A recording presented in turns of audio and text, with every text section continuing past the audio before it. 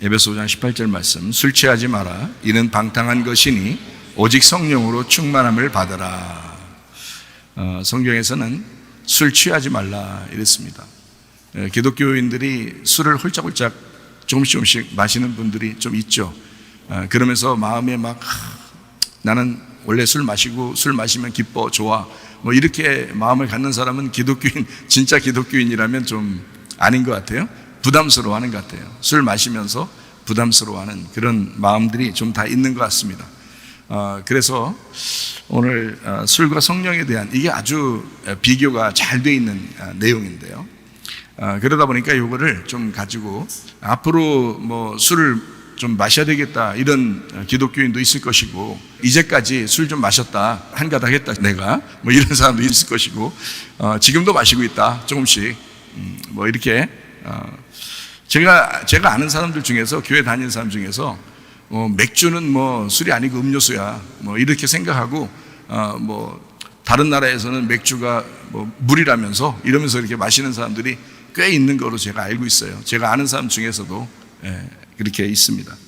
어떤 사람은 이제 뭐 포도주, 이렇게 성경에도 포도주 나오니까 포도주 정도는 뭐 괜찮지 않느냐 이러면서 마시는 사람도 있고 그렇습니다. 오늘 이제 뭐 마음에 자기가 감동되는 대로 사셔야죠. 뭐 이렇게 억지로 이렇게 말한다고 해서 그렇게 하고 그러지 말고, 마음에 감동되는 대로 성령께서 인도하시는 대로 그렇게 살면 됩니다. 뭐 예를 들어 혼자 사시는 남자분이나 또 혼자 사시는 여자분 있잖아요. 연세 드시고 다른 취미가 딱히 없는데 술 마시면 좀 약간 알딸딸하면서 기분이 좀 좋아지고 이런 사람들은 혹시 뭐 그럴 수도 있죠. 그거 가지고 뭐 야, 너 술 어제 홀짝 마셨지? 그러니까 너 지옥 갈 거야, 이렇게 말하기는 참 어렵죠.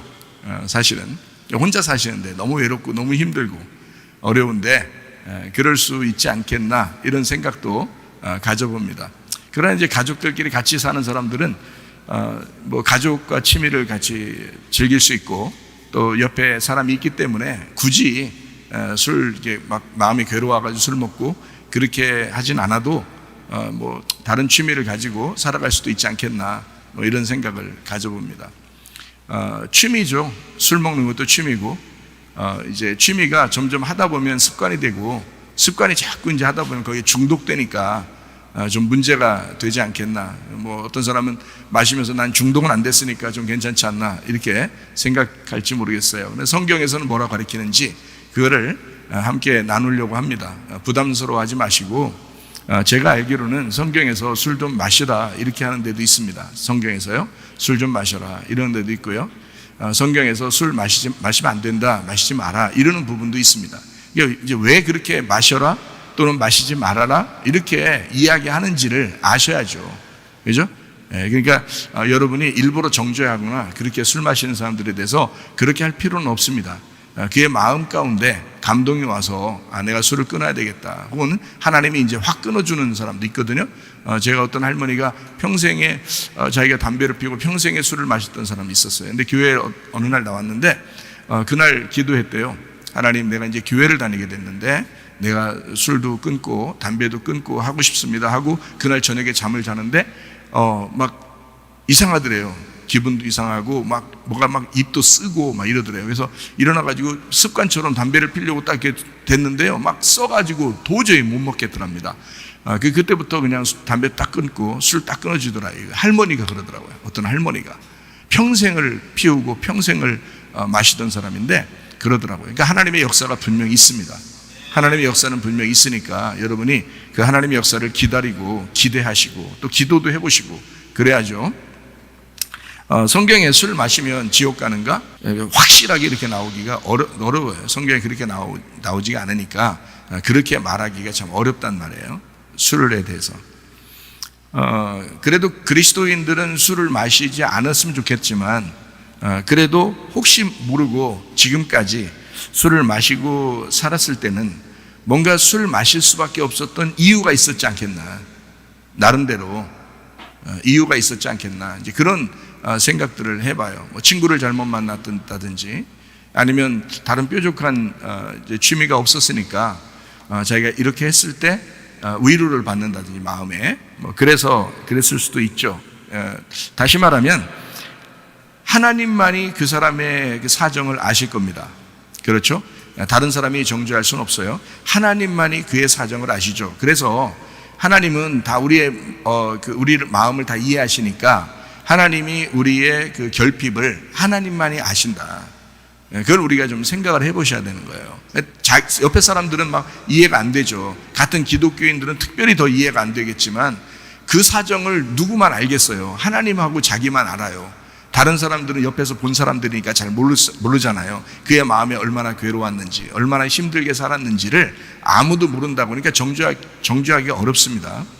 하나님이 아시는 그 사람에게 분명한 이유가 있었을 겁니다.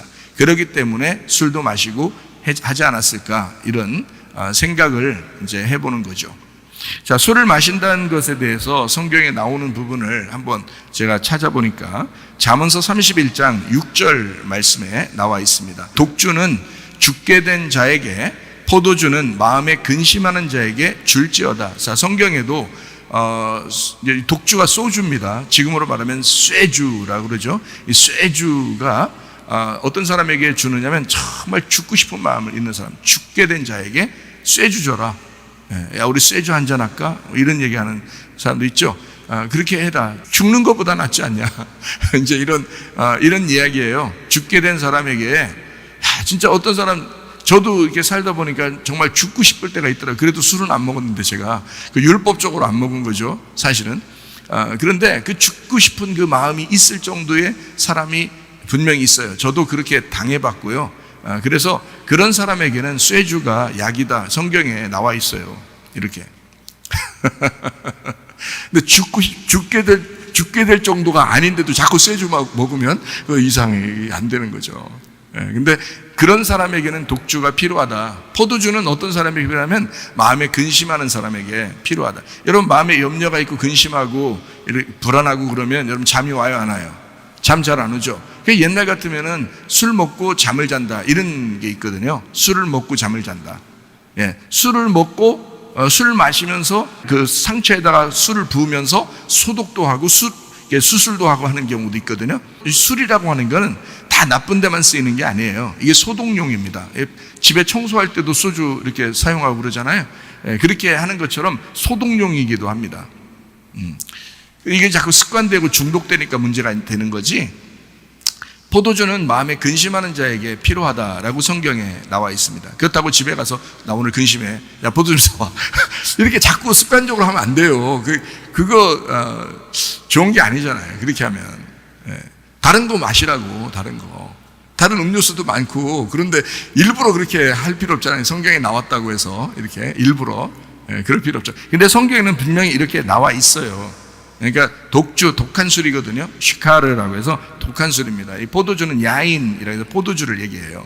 성경에 포도주가 굉장히 많이 나오죠. 포도주라는 단어를 여러분 찾으면 성경에 창세기부터 요한계시록까지 엄청나게 나옵니다. 이 포도주라는 단어가. 근데 이제 포도주는 이제 이렇게 나오죠. 묵은 포도주, 새 포도주 이렇게 나오죠. 그죠? 사람들이 어떤 포도주를 더 좋아할까요? 묵은 포도주를 더 좋아합니다. 사람들은 묵은 포도주를 좋아해요. 그래서 포도주가 오래될수록 비싸죠. 오래될수록 비싸요. 그게 더 좋다고 생각하기 때문에 그런 것입니다.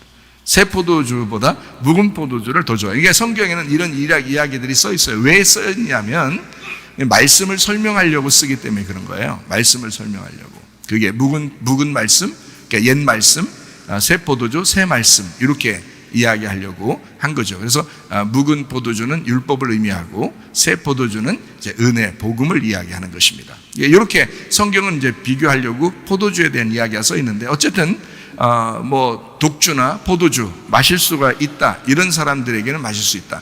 그러나 평상시에 그렇지도 않은데도 자꾸 찾고 그러면 안 된다. 이런 이야기. 디모데전서 5장 23절 한번 보겠습니다. 이제부터는 물만 마시지 말고 네 위장과 자주 나는 병을 위하여 포도주를 조금씩 써라. 이게 오이노스, 이게 포도주인데 이게 위장약 같은 겁니다. 여러분, 그 포도주가 이게 약에 쓰면 좋다 이런 얘기 들어봤죠? 그래서 항상 약으로 먹으려고 여러분이 항상 포도주를 쟁여놓고 또 그렇게 할 필요는 없어요. 왜 그러냐면 위장약이 많이 나와 있기 때문입니다. 그때는 위장약이 없잖아요. 다른 위장약이 없는데 하나님이 가르쳐 주신 위장약이 하나 있는데 그게 바로 포도주였습니다. 그때 당시에는. 포도주를 그렇다고 막 부어라 마셔라 이렇게 하면 안 되는 거예요. 그건 위장약이 안 됩니다. 그러면 오히려 더 위가 깎여지고 잘못됩니다. 이거는 이제 아주 조금 밥하고 같이 약주로 이렇게 하라는 그런 의미예요. 이게 물만 마시지 말고 너 포도주를 조금씩 써서 약으로 써라 이런 의미지, 이걸 갖다 막 부어라 마셔라, 야 위장약이야 이거, 뭐 위장 빵꾸납니다. 큰일 나요. 포도주 아무리 약해도 여러분 이게 술은 술이에요. 그렇기 때문에 조심해야 하라고. 그렇지만 성경에 바울도 디모데에게 술 좀 마시면 좋겠다라고 이야기를 했단 말이죠. 여러분, 그러니까 취하지 않으면 되지. 이게 뭐 그런 얘기 많이 하죠. 이렇게 술 먹는 사람들 보면 야 술 먹으면 안 돼, 기독교인들이 그렇게 얘기하면요, 다른 사람이 야 성경에 어디 술 마시지 말라고 해서 취하지만 말라고 그랬지, 이렇게 얘기하는 경우가 상당히 많죠. 그런 얘기 들어보셨죠? 저도 들어봤어요. 그래도 저는 옛날에는 야 그래도 술 먹는 놈은 나쁜 놈이야 이렇게 생각을 했었거든요. 그런데 성경을 알면 알수록 주님이 이거 가지고 정죄하거나 이거 가지고 지옥 보내거나 그러진 않을 것 같다라고 제 마음속에 생각이 들어오는 거예요. 그렇다고 여러분이 그걸 위안을 받아가지고 계속 마시고 그래서는 안 된다 이렇게 얘기를 하고 싶은 겁니다. 끊을 수 있으면 끊으면 좋죠. 끊을 수 있으면 다른 것들이 많으니까, 다른 약도 많고 다른 음료수도 많은데 일부러 술을 마시면서 자기를 괜히 이게 위로하고 그럴 필요는 없죠. 다른 것으로 취미를 바꾸시면 됩니다. 자, 우리가 이제 한번 생각해 봐요. 오늘 제가 이런 이야기를 먼저 이렇게 여러분에게 나누는 것은 한번 생각해 보자는 거예요. 여러분이 혹시 술 먹는 사람들에게 조금 비판하거나 판단하거나 거드름을 피거나 나는 술을 안 먹는데 너희들은 너 술 먹지 이러면서 좀 거드름 피고 좀 교만하고 판단하고 비판하고 좀 이러진 않았는가 한번 생각해 보자는 거예요. 혹시 그런 사람들에 대해서 좀 여러분이 좀 이렇게 잘못했다고 자꾸 정죄하고 그러진 않았는가 하고 한번 생각해 보자는 거죠. 마태복음 7장 1절 2절 말씀입니다. 비판을 받지 아니하려거든 비판하지 마라. 너희가 비판하는 그 비판으로 너희가 비판을 받을 것이요 너희가 헤아리는 그 헤아림으로 너희가 헤아림을 받을 것이니라. 이렇게 되어 있습니다. 베드로전서 5장 5절 말씀. 젊은 자들아 이와 같이 장로들에게 순종하고 다 서로 겸손으로 허리를 동이라. 하나님은 교만한 자를 대적하시되 겸손한 자들에게는 은혜를 주시느니라. 자, 다른 잘못하는 사람들에게 여러분이 혹시 교만한 사람은 아닌가 한번 생각해 보라는 거예요. 다른 잘못하는 사람이 분명히 있는데 그것이 다 옳다는 얘기가 아니에요. 잘못하는 게 있죠, 물론. 그러나 너의 교만은 어떠냐 이거예요. 너의 교만은 용서받을 수 있을까? 잘 생각해 보라고. 네가 비판하고 네가 판단하는 그 비판과 판단은 용서받을 수 있을까? 그걸 생각해 보자는 거죠. 그러니까 우리가 주님을 진짜 깊이 알게 되면 말이에요, 뭔가 마음이 좀 넓어지는 것 같습니다. 우리 자신들이 그 죄에 빠지라는 얘기가 아니에요. 그렇지 않음에도 불구하고 다른 사람을 이해할 수가 있지 않겠나, 이제 그런 생각이 드는 거죠. 자, 갈라디아서 5장 19절부터 21절까지 말씀을 우리 한번 보면 우리 자신들이 역시 부족하고 육체 가운데 있다라는 것입니다. 성경에서 육체적인 죄에 걸려들지 않은 사람은 아마 한 명도 없을 거예요. 그러니까 이게 육체적인 병이거든요. 육체적인 병이에요. 이게 육체적인 일인데 갈라디아서 5장 19절 말씀, 육체의 열매는 어떤 거냐라고 나와 있어요.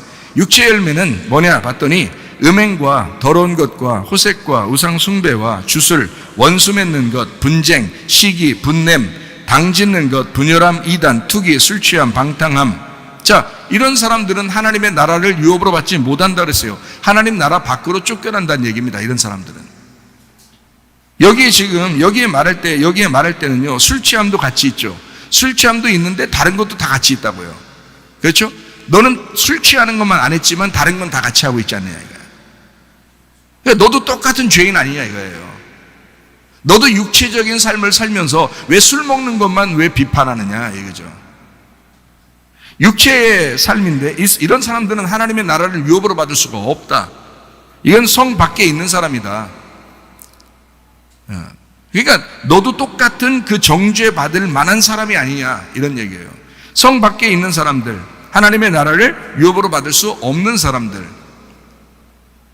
이런 사람들이 육체의 열매를 맺는 사람들이에요. 근데 육체의 열매가 술 취함만 있냐고요? 아니죠. 다 있잖아요. 음행과 더러운 것과 호색과 우상숭배와 주술과 원수 맺는 것, 분쟁, 싸우는 것도 마찬가지로 부부 싸움만 해도 여기에 해당되는 것입니다. 시기하는 것, 화내는 것, 분냄, 이거 다 여기에 해당하는 것입니다. 당신은 왜 화내냐 이거야. 자, 당짓는 것, 분열함, 이단, 투기, 술 취함, 방탕함, 다 마찬가지예요. 하나님의 나라를 유업으로 받을 수 없는 성 밖에 있는 사람들, 하나님 나라 밖에 있는 사람들이다라는 그런 이야기죠. 자, 요한계시록 22장 15절 말씀입니다. 개들과 점술가들과 음행하는 자들과 살인자들과 우상 숭배자들과 및 거짓말을 좋아하며 지어내는 자는 다 성 밖에 있으리라. 자, 성 밖에, 하나님 나라 밖에 있을 것이다 라는 사람들, 어떤 사람들이라고요? 개, 점술가. 이거 진짜 멍멍개 아닙니다. 개 같은 삶을 사는 사람을 얘기하는 거예요. 이 개 같은 사람이 점술가고 음행하는 자예요. 그게 우상 숭배자고요, 살인자입니다. 거짓말하는 자예요. 그게 거짓말 지어내는 사람입니다. 어떤 위기에 닥치면 여러분이 거짓말하죠. 또 거짓말 만들어내죠.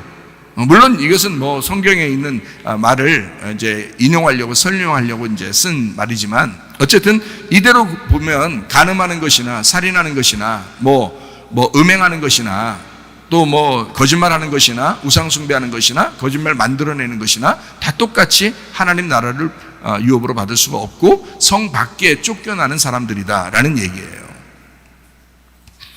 하나 더 볼까요? 마태복음 25장 8절 말씀입니다. 미련한 자들이 슬기는 자들에게 이르되 우리 등불이 꺼져가니 너희 기름을 좀 나눠달라 하거늘. 자, 기름 등불을 꺼뜨리는 사람들. 기름 등불이 뭐예요? 하나님 말씀의 성령입니다. 하나님 말씀의 성령이 꺼져가는 사람들, 당신도 미련한 다섯처녀이기 때문에 성 밖에 있는 거예요. 하나님 나라에 갈 수가 없습니다. 주님을 못 만나요. 다른 건 여러분이 아무리 잘했어도 미련한 다섯처녀처럼 등불이 꺼져가면 여러분 속에서, 마음속에 등불이 꺼져가요. 하나님의 말씀을 사모하는 것이 점점점 꺼져가고 말씀이 점점점 사라지고 여러분 속에 있는 성령의 인도하심이 점점 사라지고 있다면 당신도 성 밖에 있는 사람이라는 거예요. 요한계시록 21장 8절 말씀이요. 그러나 두려워하는 자들과 믿지 아니하는 자들과 흉악한 자들과 살인자들과 음행하는 자들과 점술가들과 우상 숭배자들과 거짓말하는 모든 자들은 불과 유황으로 타는 못에 던져지는 이것이 둘째 사망이라. 자, 둘째 사망에, 다시 말하면 성 밖에 다 나가는, 하나님을 만날 수 없는, 하나님 나라에 들어갈 수 없는, 영원히 만날 수 없는 둘째 사망에 갔다. 자, 이 사람들이 어떤 사람이라는 거예요?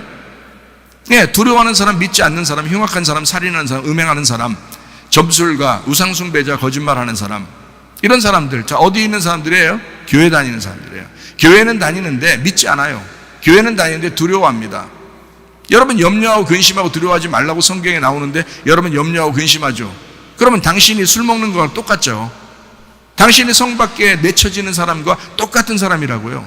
여기 지금 똑같이 말하는 거예요. 두려워하는 자들, 너 왜 하나님을 믿으면서 두려워하느냐 이거야. 너 왜 염려하고 근심하느냐 이거야.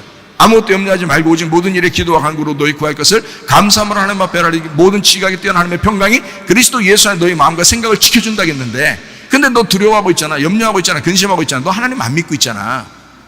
너 술 마시고 있잖아. 똑같잖아요. 너 지금 담배 피고 있잖아. 너 거짓말하고 있잖아. 네가 간음하는 사람이야. 네가 우상 숭배하는 사람이야. 똑같은 얘기죠.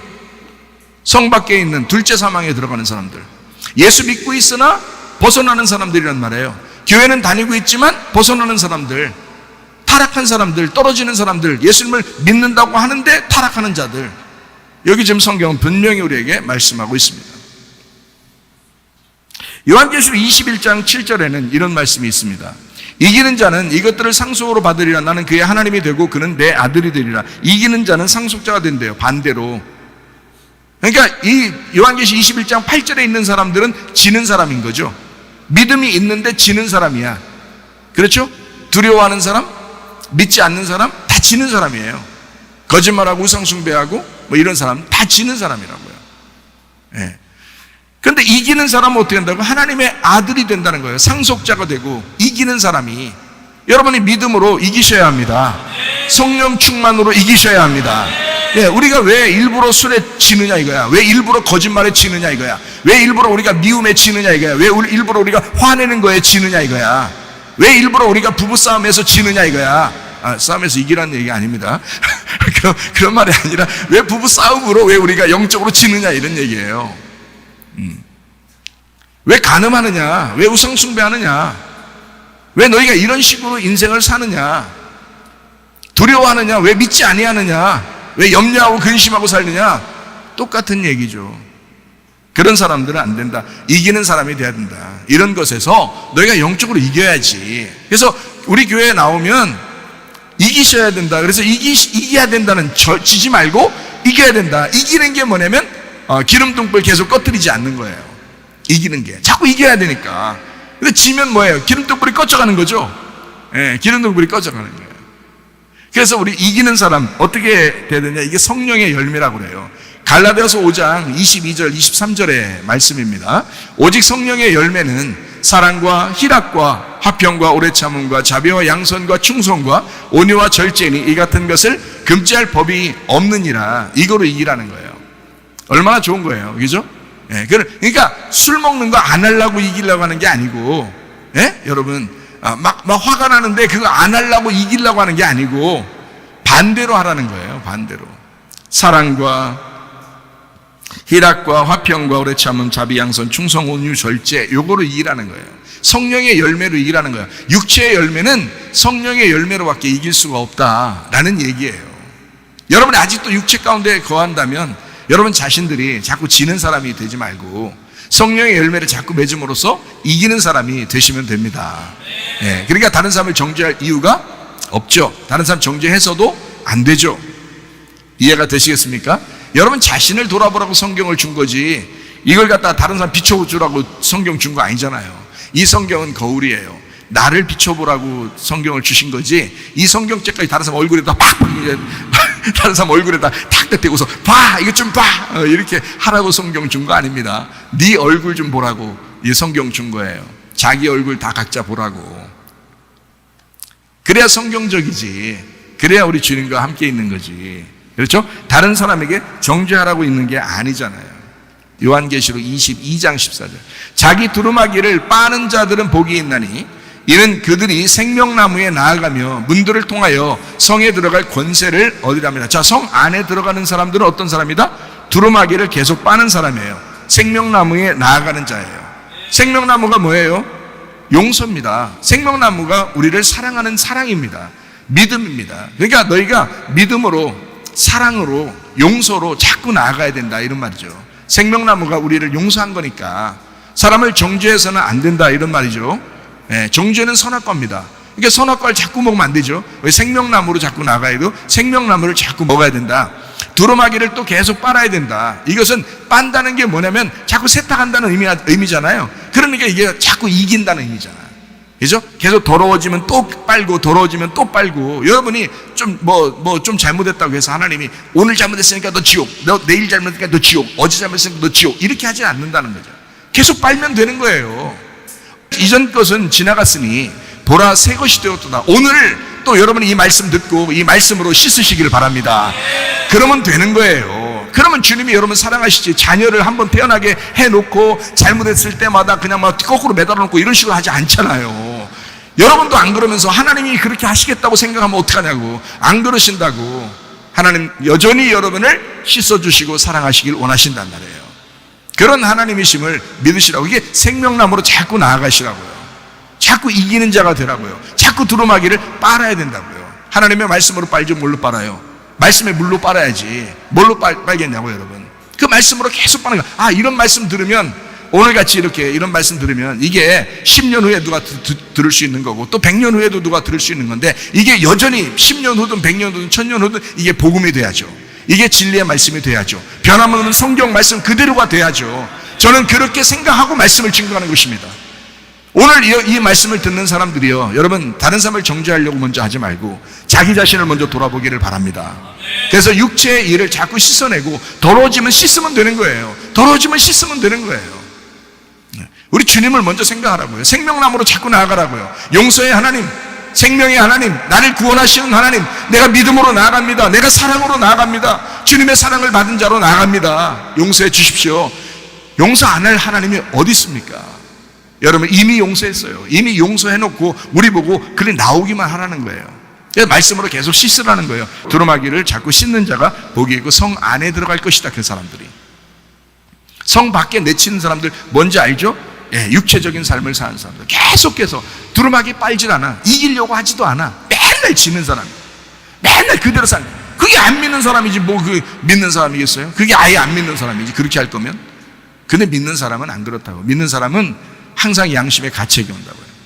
양심의 가책이 오고 부담스럽고 부끄럽고 미안하고 주님께 대해서 미안하고 그런 마음이 와요 안 와요 여러분? 잘못했을 때마다 오죠? 오면 그게 구원받은 사람이야. 구원받은 사람이 일단 그렇게 왔다는 건 구원받았다는 얘기야. 그렇죠? 그래서 자기 두루마기를 빨아야지. 그날 이제 구원받았으니까 또 빨아야 되고 또 이겨야 되고 또 생명나무로 나아가고 그 주님 또 붙들고 그 말씀으로 또 자기를 씻고 그렇게 살다가 주님 만나는 것입니다. 네. 그렇게 가는 게 이게 그리스도인들의 삶이에요. 완벽하지 않습니다. 기독교인이라고 해서 교회 다닌다고 해서 우리 교회 다닌다고 해서 우리 교회는 뭐 다른 교회는 좀 달라 이러면서 막 뭐 좀 대단한 줄 알지만 사실 우리 교회 다녀도 똑같아요. 사람의 습성이라는 건 다 똑같아요. 육체적인 삶을 사는 거 자기도 그 회개 본능이라고 해요. 자기의 그 죄성을 가지고 그대로 살려고 하는 거기로 확 돌아가는 건요. 안 가르쳐줘도 그냥 계속 그렇게 돌아가요. 우리도 모르게. 그러니까 습관을 바꾸라는 거야. 취미를 바꾸라는 거야. 자꾸 하나님 앞에 자꾸 돌아오라는 거야. 이기라는 거야. 생명나무로 오라는 거예요. 이기는 자가 되나. 두루마기를 자꾸 빨으라는 거지. 그런 말씀이 여기 있는 거죠. 그래서 그런 사람은 성 안에 들어온다. 그런 사람은 하나님 나라 안에 들어갈 것이다. 이렇게 얘기하죠. 우리는 양심이 살아있는 한 우리 하나님께서 여러분에게 계속 기름등불 꺼지지 않도록 하나님이 도와주실 것입니다. 여러분의 양심을 두드릴 것입니다. 말씀으로 여러분의 귀에 여러분의 가슴에 계속 말씀하실 것입니다. 그래서 여러분을 자꾸 그 회개 하나님의 영적인 회개 본능으로 돌아오도록 할 것이다. 마태복음 25장 4절 말씀입니다.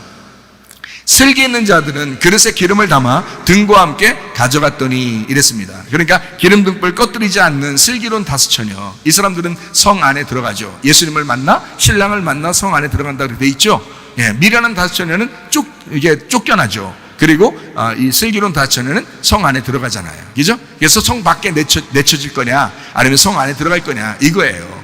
우리는 하나님 나라 안에 하나님의 나라 유업을 받는 상속자 하나님의 아들이 되는 그 하나님의 성 안에 들어가는 사람들이 다 되셔야 합니다. 결핍 있는 사람들, 열등감 있는 사람들, 술을 먹는 사람들, 담배 피는 사람들, 거짓말하는 사람들, 화내는 사람들 다 똑같습니다. 그러니까 뭐 했다고 해서 그걸 정죄할 수는 없다는 얘기입니다. 가늠하는 사람들, 도둑질하는 사람들, 부모에게 효도하지 않는 사람들, 자녀 사랑하지 않고 자기 중심으로 사는 사람들, 그거 다 똑같습니다. 예, 그거 다 육체적인 일이죠. 다 똑같아요. 다 똑같은 죄를 짓는 사람들이에요. 욕심을 내는 사람들, 비판하는 사람들, 부정적인 사람들, 미워하는 사람들, 기도 안 하는 사람들, 성경 안 읽는 사람들, 이거 다 똑같은 죄인이에요. 똑같은 죄를 짓고 있는 사람들입니다. 자기만 알아달라고 하는 사람들, 그리고 막 욕하는 사람들, 이단에 빠진 사람들, 게임에 빠진 사람들, 모두 술 취하는 것과 마찬가지로 죄인들입니다. 그러니까 여러분 주변에 이제 이런 말씀을 듣고 나니까 생각해 보니까 어때요? 내가 좀 마음을 넓혀야 되겠구나. 내 마음을 좀 납작하게 넓혀야 되겠다. 이런 생각이 들어오죠.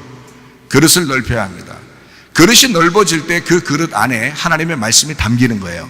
여러분의 마음이 넓어진 그만큼, 여러분의 마음의 그릇만큼 하나님의 말씀의 씨앗이 담기는 거예요. 네, 여러분의 마음이 아주 작으면 거기에 담기는 게 작아요. 그러니까 자기 것만 아는 거야. 자기가 아는 것만, 자기 성경을 아는 그것만 아는 거야. 그러니까 다른 사람을 정죄할 수밖에 없죠. 그 사람들은 자기가 굉장한 사람인 것처럼 여겨지죠. 자기 그릇이 작으니까, 거기에 담겨져 있으니까. 그러나 성경은 그렇게 얘기하지 않죠. 네 자신을 자꾸 넓게 피라는 거야. 자꾸 넓게 피라는 거야. 그래서 넓은 큰 그릇을 만들어라는 거예요. 그 그릇만큼 하나님의 말씀이 담기셔야 되니까. 자, 우리가 이렇게 정죄하지 말라라고 이야기했으니까, 이제 뭐 좀 해도 되겠네, 잘못 좀 해도 되겠네, 이렇게 생각할지 몰라요. 그러나 저는 이렇게 이야기하고 있어요. 그래도 그리스도인들에게는 자기 마음에 부담스럽고 부끄럽고 미안한 이런 행동들을 자꾸 하지 말아야 되니까 자기 양심이 살아있는 한 술 취하지 말라고 권유하고 싶습니다. 술 취하면 안 된다. 자, 성경을 한번 보면 이렇게 되어 있죠. 잠언서 20장 1절 말씀을 한번 보겠습니다. 포도주는 거만하게 하는 것이요 독주는 떠들게 하는 것이라 이에 미혹되는 자마다 지혜가 없느니라. 이런 말도 있는 거예요. 그러니까 아까는 어때요? 너무 마음에 힘든 사람들은 포도주나 독주를 해도 된다라고 나와 있어요. 근데 다 그렇진 않죠. 다 그랬기 때문에 그런 걸 마시진 않잖아요. 이게 성경엔 또 이렇게 나와 있는 거예요. 포도주는 거만하게 한다. 거만하게 한다는 말이요, 이게 책망을 싫어한다는 거예요. 조롱한다는 겁니다. 업신여기고 경멸한다. 그러니까 포도주 좀 마시면서 사람이 괜히 막 으스대고 막 괜히 거드름 피고 막 이렇게 된다는 거예요. 교만해지고 자기도 모르게. 성경은 그렇게 가르치고 있어요. 이 독주는 떠들게 한대요. 떠들게 한다는 게 막 으르렁거린다는 겁니다. 이게 으르렁거린다. 이게 투덜댄다. 그래서 술 먹는 사람들이 괜히 그런 사람들 있잖아요. 왜? 술김에 뭐 이런 얘기 하잖아요. 술김에. 이런 사람은 지혜가 없다는 거예요. 성경에는 지혜로워야 된다 그랬는데, 성경에는 참 지혜, 말씀에 지혜가 있어야 된다 그랬는데 지혜가 없다는 거예요. 머리가 빈다는 거야. 자꾸 미련해진다는 거예요. 성경에 슬기로운 다스처녀가 돼야 되는데 미련한 다스처녀가 되면 안 되는데, 그러니까 여러분을, 지금 제가 무슨 말을 하고 있는 거냐면, 어떤 사람이 술을 먹거나 어떤 사람이 잘못을 했다, 우리가 정죄할 수는 없다. 자기를 돌아보라는 거지. 그걸 통해서 자기를 돌아보라는 거지, 그걸 정죄할 수는 없는 거다. 그럼에도 불구하고 네가 그런 사람이 되면 되겠냐, 이런 얘기예요.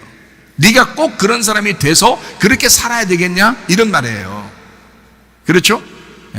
그래서 에베소서 5장 18절 말씀 이렇게 되어 있죠. 술 취하지 마라. 이는 방탕한 것이니 오직 성령으로 충만함을 받으라. 술 취하는 것이 방탕한 거래요. 그래서 오직 성령으로 충만함을 받아야 된답니다. 참 얼마나 간단하면서도 이렇게 비교를 정확하게 했어요. 그렇죠? 에베소서 5장 16절 말씀 이렇게 되어 있습니다. 세월을 아껴라, 때가 악하다. 이래 놓고서 성령 충만 받으라고 얘기한 겁니다. 야, 세월 아껴라. 너 시간 얼마 남지 않았다. 네 인생 얼마나 사냐? 너 왜 이렇게 시간 낭비하냐? 이거 한다고 시간 낭비해, 저거 한다고 시간 낭비해, 이거 먹는다고 저거 마신다고 시간 낭비해. 그러지 마라. 때가 악하다. 성경 우리에게 분명히 얘기해주고 있습니다. 그래 놓고서 술 취하지 마라. 이는 방탕한 거다. 성령으로 충만함을 받아라. 그러니까 한마디로 말하면 너의 습성을 바꾸라 이거야. 너의 취미를 완전히 바꾸라 이거예요. 무슨 말인지 알겠죠? 술 취하는 취미에서 성령 충만의 취미로 바꾸라는 거예요. 그러면 가능합니다. 저도 목사라서 그러기도 하지만 저도 취미가 바뀌죠. 세상적인 취미를 하려고 그러면 안 하려고 자꾸 하죠. 왜냐면 뭐 목사니까, 그리고 또 뭐 기독교인이니까 자꾸 기독교인에 맞는 습성을, 그런 습관들을 자꾸 가지려고, 취미를 그렇게 가지려고 하지, 건전한 취미를 가지려고 그러지 막 악한 취미를 가지려고 하지는 않으려고 한단 말이죠. 그러니까 이게 취미 바꾸는 거예요. 쉽게 얘기하면 취미만 바꾸시면 됩니다. 자, 잠언서 23장 20절 말씀입니다. 술을 즐겨하는 자들과 고기를 탐하는 자들과도 더불어 사귀지 마라. 자, 친구 따라 사람들이 강남 간다, 이런 말이 있어요. 다시 말하면 무슨 말이냐면, 친구 잘못 만나면 자꾸 그 일을 하게 되는 거예요. 그러니까 옆에 주변에 친구를 보아서 그 친구를 아는 거예요. 주변에 친구가 어떤 사람인지를 잘 보면 알아요. 자, 여러분 만약에 술을 먹는 사람이, 또는 아니면 뭐 화를 자꾸 내는 사람이 저하고 친구한다면 어떡할까요? 매일 만나고 저하고 친구한다면 어떡할까요? 그 사람이. 취미 바뀝니다. 취미 바뀌어요. 내가 취미를 바뀌겠어요? 내가 취미가 바뀌어서 내가 같이 술 먹고 내가 같이 화내고 그러겠어요? 아니에요.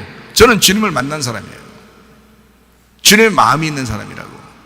그 사람은 이해하지, 그 사람을 이해하려고 하지만 그렇다고 해서 내 취미를, 내가 가진 거룩한 취미를 세상 세속적으로 바꾸진 않는다는 거죠. 그러다 보니까 나를 만나는 사람이, 그 사람이 바뀌는 거죠. 자꾸 나와 같이 있다 보면 내 앞에서 어떻게 뭐 술 계속 마실 수 있습니까? 계속 화낼 수 있습니까? 그러지 못하죠. 그러니까 나와 같이 있다 보면 바뀌겠죠, 취미가. 그런 식으로 친구가 누구냐에 따라서 사람이 바뀌는 거예요. 옆에 주변에 누가 있느냐에 따라서. 우리 기독학교 아이들이 아침마다 기도하고 저녁마다 기도합니다. 그리고 하루 종일 저하고 같이 있고 또 선생님들하고 같이 있습니다. 이 아이들이 삐뚤어 나가고 싶어도 그렇게 못해요. 같이 옆에 주변에 있는 사람들이 다 그렇게 생활하니까. 이해가 되시겠어요? 무슨 말이에요? 옆에 누가 있느냐, 나하고 같이 누가 사느냐, 그게 중요한 거예요, 여러분. 친구를 보면 친구를 알 수가 있습니다. 그러니까 술을 즐기는 자, 고기를 탐하는 자 더불어 사귀지 마라. 물론 고깃집 일하는 사람도 있는데 여기 지금 자꾸 가서 고기 좀 먹어주고 그래야 되겠죠. 그거는 이제 이 말은 탐욕하지 말라 이런 말이죠. 탐욕을 저지르지 말라. 이게 광야에 이스라엘 백성들이 애굽에서 나와가지고 광야에 와가지고 만나가 계속 내리는데 사람들이 어떻게 했어요? 우리 고기 좀 달라 막 그러잖아요. 애굽에 있는 고기 좀 달라 그러잖아요. 그래서 하나님이 막 메추라기를 갖다 확 내려줬죠. 그거 갖다가 먹으려고 입에다가 딱 집어넣으니까 사람 싹 죽여버렸죠. 그냥 하나님이. 뭐예요? 탐욕이 있었다. 너희들이 탐욕했다 이런 말이에요. 하나님의 만나로 만족했어야 되는데 너희가 탐욕을 저질렀다. 그겁니다. 그러니까 그 성경에 말하는 그 고기는 탐욕을 의미하는 것입니다. 탐욕. 그러니까 진짜 고기 먹지 말라 이런 의미가 아니에요. 고기도 먹어줘야 돼요. 근데 탐욕하지 마라 이런 말이거든요. 자, 그런 사람하고는 사귀지 마라. 네가 해를 받는다. 너 손해다.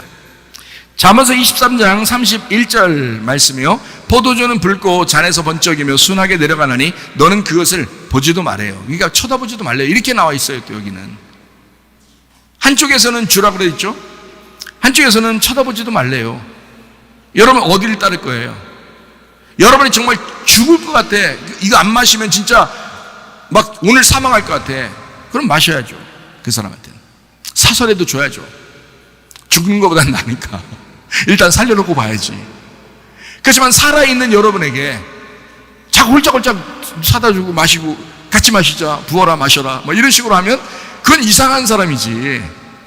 성경에 쳐다보지도 말라고 돼 있는데 이거를 취하는 건 고사하고 쳐다보지도 말래요. 그 슈퍼에 딱 갔는데, 슈퍼마켓에 갔는데 여기 포도주를 팔아 이쪽에. 그러면 그쪽 쳐다보지 말고 이렇게 딴 데 쳐다보고 가는 그런 의미이기도 해요. 그 정도로 가까이 하지 말라는 겁니다. 성경에. 잘못하면 중독된다. 잘못하면 먹는다. 그러다 중독된다. 뭐 이런 얘기죠. 로마서 12장 1절 2절입니다. 그러므로 형제들아, 내가 하나님의 모든 자비하심으로 너희를 권하노니 너희 몸을 하나님이 기뻐하시는 거룩한 산 제물로 드려라. 이는 너희가 드릴 영적 예배니라. 너희는 이 세대를 본받지 말고 오직 마음을 새롭게 함으로 변화를 받아 하나님의 선하시고 기뻐하시고 온전하신 뜻이 무엇인지 분별하도록 하라. 성경은 이렇게 우리에게 영적 예배를 드리라고 합니다. 취미를 완전히 바꾸라는 얘기입니다. 이 세대를 본받지 말라고 그럽니다. 완전히 바뀌어야 된다고 얘기하는 겁니다. 그러니까 술을 마실 수는 있다. 그걸 정죄할 수는 없다. 그렇지만 너는 취미를 완전히 바꾸고 사람이 바뀌어야 된다. 이 세대를 본받지 말아야 된다. 그리스도인이 돼야 된다. 이런 말씀도 우리에게 분명히 존재합니다. 그래서 저도 조심하고 안 하는 거죠. 고린도전서 3장 16절 17절 말씀입니다. 너희가 하나님의 성전인 것과 하나님의 성령이 너희 안에 계시는 것을 알지 못하느냐. 누구든지 하나님의 성전을 더럽히면 하나님이 그 사람을 멸하시리라. 하나님의 성전은 거룩하니 너희도 그러하니라. 하나님의 네 몸이 하나님의 성전이잖아. 여기다가 잘못된 거 자꾸 집어넣지 마. 여기다가 잘못된 음식 집어넣지 마. 잘못된 생각 집어넣지 마. 잘못된 말 그런 거 집어넣지 마. 잘못된 말씀 그거 집어넣지 마. 여기에 너는 하나님의 성전이야. 하나님의 몸이야. 뭐 이런 얘기죠. 고린도전서 6장 19절 20절 말씀. 너희 몸은 너희가 하나님께로부터 받은 바 너희 가운데 계신 성령의 전인 줄을 알지 못하느냐. 너희는 너희 자신의 것이 아니다. 값으로 산 것이 되었으니 그런즉 너희 몸으로 하나님께 영광을 돌려라. 너는 네 거 아니야. 하나님 거야. 하나님의 피값으로 너를 산 거야. 근데 네가 네 맘대로 살아? 그럴 수 없는 거야. 그래서 우리 그리스도인들이 조심하는 겁니다. 그래서 우리 그리스도인들이, 말씀을 듣는 그리스도인들이 양심에 자꾸 가책이 오고 미안하고 부끄럽고 이러는 거예요. 그리스도인들이. 세상 사람들은 술을 먹거나 화를 내거나 그렇게 막 부끄러워하지 않습니다. 미안해하지도 않습니다. 그냥 그렇게 사는 거라고 생각을 해요. 그게 당연하다고 생각을 해요. 그러나 기독교인은 안 그렇다고요. 이상하게 하나님의 성령께서 우리의 주인이 되시니까 내가 내 생각대로 내 뜻대로 내가 살 수 있을까? 내 뜻대로 마옵시고 아버지의 뜻대로 되기를 원하나이다. 아버지의 성령의 뜻대로 내가 살기를 원하나이다. 그래서 자꾸 양심의 가책이 오는 거예요. 부끄러워지는 거예요. 미안해지는 거예요. 그런 마음이 오는 거예요. 너 침례받았잖아 지난번에 이러면 마음이 부끄러워 미안한 거예요. 다른 사람 한번 얘기해 주면요, 그죠? 너 침례받았잖아. 당신 침례받았잖아요. 주님과 결혼해서 살기로 했잖아요. 그러면 꼼짝 못하는 거죠. 꼼짝. 그래서 어쩌고라고 너나 잘해 이런 식으로 하는, 그렇게 못한다고. 왜? 양심이 살아있기 때문에. 진짜 침례를 받았으니까, 진짜 주님을 사랑하기로 결심했으니까. 이해가 되시겠습니까? 그게 그리스도인들이라고요. 그리스도인들은 성령 충만으로 사셔야 합니다. 예. 이런저런 이유를 찾아서 술을 먹는 사람들도 있습니다. 모두 핑계에 불과합니다. 다른 거룩한 취미로 바뀌면 이게 극복됩니다. 그렇기 때문에 취미를 바꾸는 것, 이거만큼 좋은 것은 없습니다. 우리 그리스도인들은 성경 읽기가 취미가 되어야 합니다. 우리 그리스도인들은 기도가 취미가 되어야 합니다. 취미 생활이 교회 중심으로 바뀌면 거룩한 생활이 가능합니다. 근데 자기가 자꾸 교회로부터 멀어지고 말씀으로부터 멀어지고, 이거 누가 잡아요? 이거 누가 잡겠냐고요. 자기 뜻대로 살아갈 수밖에 없고 마귀가 그 사람을 자꾸 잡아간다고요. 예수님 믿으면 모든 결핍이 사라진다고 말합니다. 자기 자신이 나 결핍 때문에 이래, 내가 결핍이 있으니까 이렇게 했지, 날 이해할 거야, 그 한두 번이지. 그 한두 번 이해하는 거지. 매일 그렇게 사는데 그게 무슨 그게 중독이지. 그게 무슨 이해받을 만한 것입니까? 그게 아니죠. 그건 결핍 때문에 오는 것입니다. 그런 결핍이 와서 그 결핍 때문에 거룩한 생활을 할 수 없는 거예요. 다시 말하면 예수님을 만나면 모든 결핍이 사라진다고 그랬잖아요. 그런데 왜 그 결핍이 계속 남아있느냐 이거예요. 거룩한 생활이 오히려 더 즐겁지 않느냐 이거예요. 여러분 기도해보세요. 여러분 성경을 읽기 시작해보세요. 진짜 거룩한 취미로 한번 바꿔보세요. 성경을 처음에 읽기가 어렵지 읽기 시작하면 어렵지 않습니다. 읽기 시작하면서 그만큼 즐거운 게 없고요. 기도해보세요. 그리스도인이니까 기도할 때 너무 행복합니다. 왜냐하면 그리스도인이니까, 자기가 그리스도인답게 사는 것 같으니까 너무 행복한 거죠. 학생이 학생답게 살 때 행복하죠. 선생이 선생답게 살 때 행복하죠. 목사가 목사답게 살 때 행복하더라고요.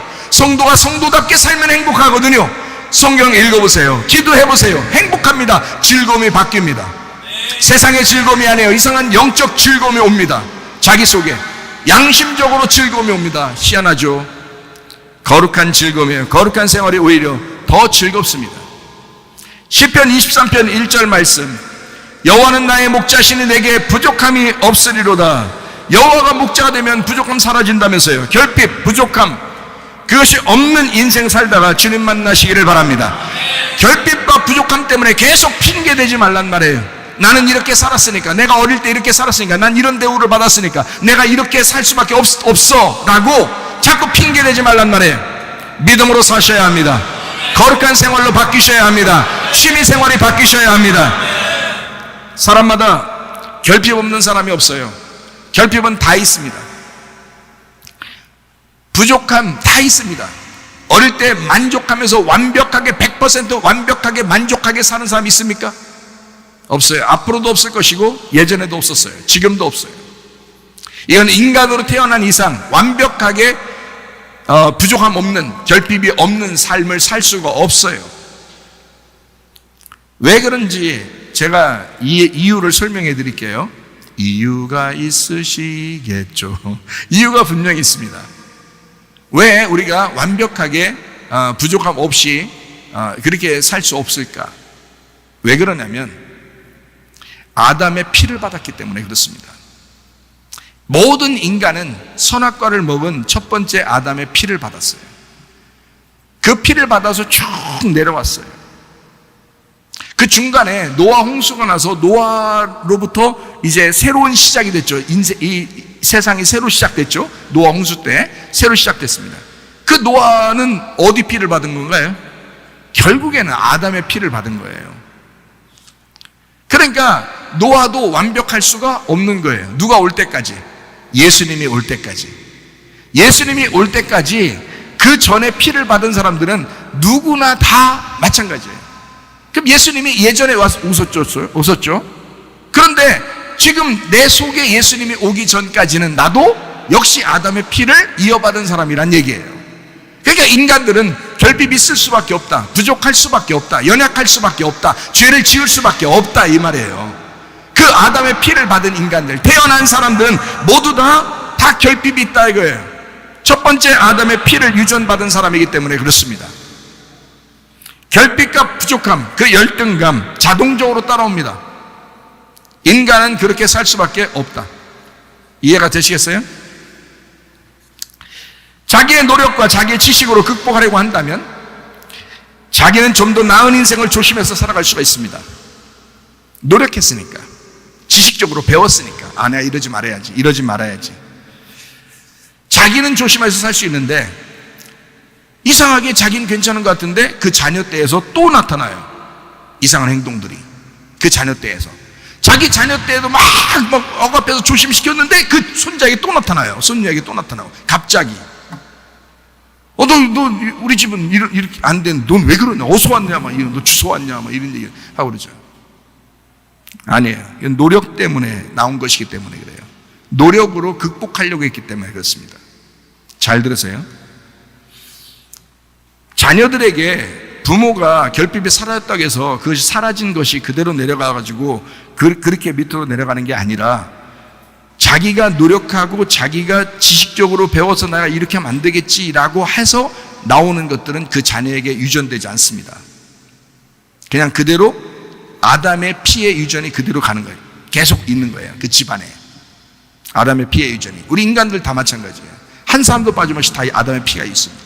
아담의 피의 유전을 받았습니다. 잘 들으세요. 첫 아담 피의 유전이 사라지지 않았기 때문에 계속해서 그 자손들에게 나타나고 발견됩니다. 이게요. 그러니까 선악과의 죄는 계속 나타나게 되어 있습니다. 인간이라면. 자, 자기 자신이 노력했으니까 약간 벗어난 것처럼 살게 되더라도 자녀에게는 결핍의 대물림이 계속 이어집니다. 자기는 잘해준 것 같은데 자녀는 이상하게 자기 결핍이 있다는 거야. 자기 부족하다는 거야. 뭔가 막 허전하다는 거야. 뭔가 공허하다는 거야. 막 힘들다는 거야. 네가 힘들 게 뭐 있어? 이래도 자기는 힘들다는 거야. 왜? 아담의 피가 유전돼서. 우리는 모두 둘째 아담으로부터 피의 유전을 다시 받아야 합니다. 둘째 아담. 그것을 성경에서는 요한복음 3장 3절에 거듭남이라고 말합니다. 예수께서 대답하여 이르시되 진실로 진실로 내게 이르노니 사람이 거듭나지 아니하면 하나님의 나라를 볼 수 없느니라. 거듭나야 된다. 하늘로부터 다시 태어나야 된다. 다 너희 인간은 첫째 아담이라는 땅의 피의 유전을 받았어. 그래서 첫째 아담의 유전으로 계속 내려오고 있거든. 앞으로도 마찬가지야. 그렇게 유전을 다 내려가고 있거든. 그러나 하늘의 유전을 받아 하늘의 피를 받는 두 번째 아담이라는 예수의 피를 받는 사람이 생겨날 거야. 그 사람만큼만은 바뀔 것이다. 그 사람만큼만은 여호와가 그의 목자가 되시면 그가 결핍이 사라질 것이다. 이게 말씀이 이루어지는 것입니다. 말씀은 거짓말하는 것이 아니에요. 실제로 이루어지는 말씀들입니다. 그러니까 여러분, 분명히 여러분이 노력해서 바뀌는 것이 아니라 예수가 여러분의 목자가 되시면 가능한 것입니다. 둘째 아담 되시는 예수님의 피를 수혈받으면 결핍은 사라집니다. 이렇게 돼야 여러분 집안이 바뀌는 거예요. 이해가 되시겠습니까? 사람이 그냥 가만히 있어도 계속 유전은 내려오지만 여러분 두 번째 아담인 예수 그리스도가 여러분의 집안을 바꿔놓습니다. 놀라운 거죠. 예수님이 우리의 주인 되시며 목자가 되실 것이기 때문입니다. 자, 예수님의 은혜로 다시 태어났기 때문에 자녀에게 결핍의 대물림이 내려가지 않게 된다, 그 말입니다. 다시 태어나야 돼요. 그거를 성경은 거듭남이라고 합니다. 자, 술 먹는 사람들이요, 독주를 마시는 사람들이요, 화를 내는 사람들이요, 욕심내는 사람들이요, 거짓말하고 간음하는 사람들이요, 여러분 진짜 그 육체대로 계속 살 것입니까? 아니면 거듭나겠습니까? 하늘로서 다시 태어나 진짜 거듭난 둘째 아담의 피를 다시 수혈받아 여러분의 그 공허함과 허전함과 그 외로움과 힘든 것이 다 사라지고 그 부족함이 사라지고 그 결핍이 사라지고 예수 그리스도가 우리의 목자가 되시면 내가 살아있는 자체가 상급이란 말이에요. 내가 살아있는 자체가 뭐 열심히 주를 위해서 살려고 하지 않아도 그냥 살아있는 것이 복이란 말이에요. 여러분 그렇게 사셔야지. 왜 아직도 공허하십니까? 아직도 허무합니까? 아직도 불쌍하게 살아간다고 자기 스스로 외롭게 그렇게 느껴지게 살아갑니까? 아니에요. 우리는 예수 그리스도가 목자 되시면 내가 살아있는 것도 복입니다. 살아있는 것 그 자체가 상이며 상급입니다. 땅의 운명에서 하늘의 운명으로 바뀌는 것, 이것을 구원이라 그래요. 하늘의 두 번째 아담에게 그 피를 받아 다시 거듭난 사람, 이 사람을 구원받았다 그럽니다. 여러분의 가정에 화를 물려주지 말고 사랑을 물려주시기를 바랍니다. 여러분 가정에 부정적인 삶을 물려주시지 말고 믿음을 물려주시기를 바랍니다. 여러분의 유산, 여러분이 뭘 물려줄 거냐 이거야. 여러분의 가족에게, 여러분 자녀들에게, 그 사랑하는 자녀들에게, 자기보다 더 사랑하는 그 자녀들에게 뭘 물려줄 거냐 이 말이에요. 저도 나이가 먹어가면서 우리 자녀들에게 뭘 물려줄까 생각을 해봐요. 영적으로 뭘 물려줬으면 좋을까. 그래서 제가 우리 자녀들에게 꼭 하는 말이 있습니다. 아빠가 먼저 하늘나라에 가든, 사명이 딱 끝나면 하나님이 날 불러가실 텐데, 아빠가 먼저 하늘나라에 가든 아니면 살아있든 너희들은 아빠가 설교한 그 내용을 계속 듣고 계속 정리하고 계속 기억하고 있어라 라고 제가 말합니다. 왜냐하면 이것이 생명이니까. 이게 너의 재산이 될 거야. 이게 너의 생명이 될 거야. 이 말씀이 너의 집안을 살릴 거야. 우리 집안을 살릴 거야. 이 말씀이 너를 굳게 세울 거야. 저는 물려줄 거 그렇게 얘기합니다. 여러분 자신들, 여러분 가족들, 여러분 자녀들에게 특별히 믿음을 물려주시기를 바랍니다. 믿음의 말씀을 물려주시라. 뭘 물려줄까요? 여러분의 부족함을, 여러분의 승질을, 여러분의 유전을, 여러분 땅에서 받은 그 아담의 피를, 그거 물려줘서 또 고생하게 만들려고요. 여러분 자녀가, 여러분 자녀를 여러분은 더 사랑하잖아요. 예수 그리스도의 그 피를 물려줘. 그들에겐 전혀 부족함이 없도록 예수를 알게 하자 이 말이에요. 예수를 물려주자 이 말이야. 그 믿음을 물려주자 이 말이야. 사람이 바뀌도록. 이해가 되시겠죠? 여러분의 삶이 오직 그리스도 예수의 사람으로 그 중심으로 살다 주님 만나기를 바랍니다. 에베소서 5장 18절 말씀을 정리하고 마치도록 하겠습니다. 술 취하지 말아라. 술이라는 게 오이노스, 포도주입니다.